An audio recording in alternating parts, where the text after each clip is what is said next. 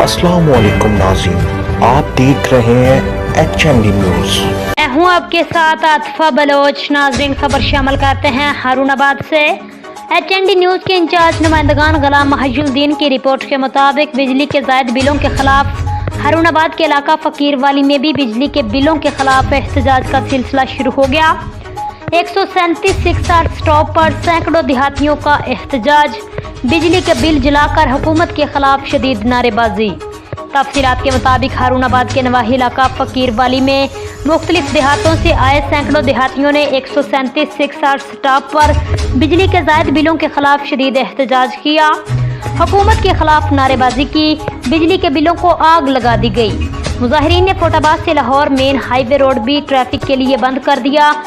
मुजाहिरीन का कहना था कि गुज़िश्ता माह जानवर फरोख्त करके बिजली के बिल अदा किए थे, इस माह पैसे नहीं है, बिल कैसे अदा करें।